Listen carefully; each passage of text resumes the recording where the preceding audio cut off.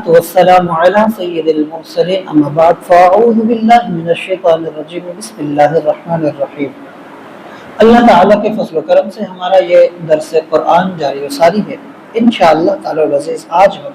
سورہ النساء آیت نمبر 102 سے متعلق سننے کی سعادت حاصل کریں گے۔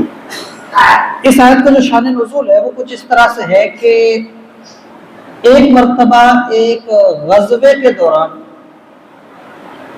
مشرکین نے دیکھا کہ حضور علیہ الصلوۃ والسلام نے سارے صحابہ کے ساتھ باجماعت نماز ظہر ادا کی۔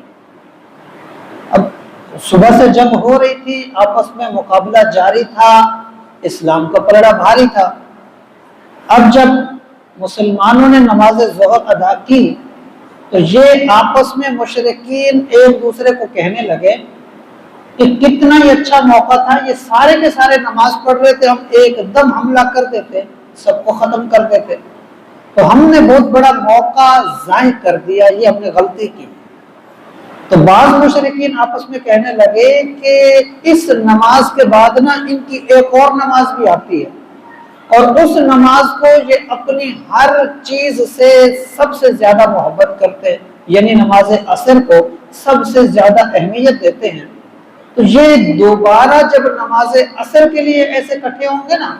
اور انہوں نے نماز شروع کرنی ہے اور ہم نے حملہ کر دینا، تو دوسرا موقع ہم ضائع نہیں کریں گے۔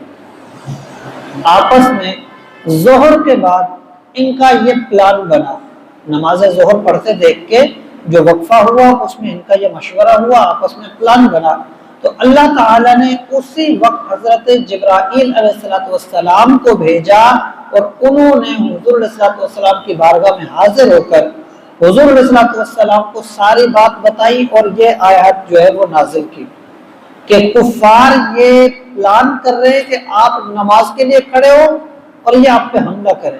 کفار چاہتے ہیں کہ آپ سب کو ایک دم حملہ کر کے شہید کر دیں، ختم کر دیں، اور وہ آپ سے اس بات کو جیت سمجھتے ہیں، تو آپ اپنی نماز کا طریقہ تبدیل کر دیں۔ تو جنگ کے دوران نماز خوف کا طریقہ بتایا گیا۔ اس آیت کے اندر نماز خوف کا ایک مخصوص طریقہ بتایا گیا ہے کہ امام جو ہے وہ امامت کرتا ہے، پیچھے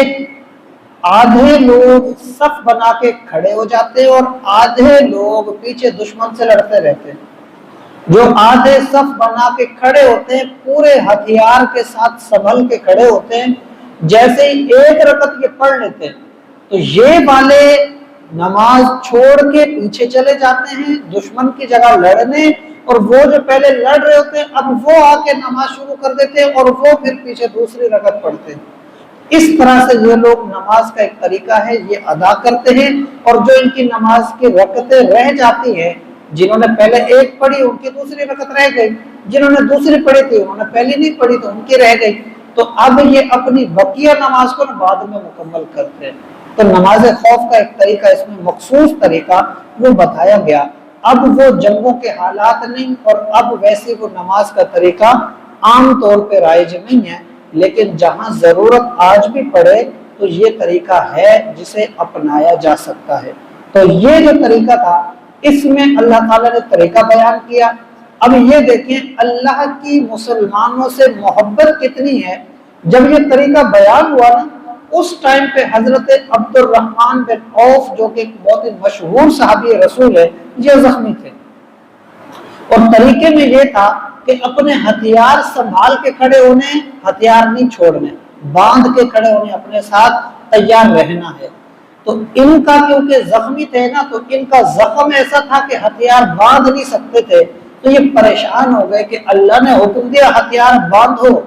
میں تو زخمی ہو گیا ہوں، میں ہتھیار وہی باندھ نہیں سکتا کیونکہ زخم ہے، تکلیف ہوتی ہے، تو اب میں کیا کروں؟ کہیں ایسا نہ ہو کہ اللہ کے حکم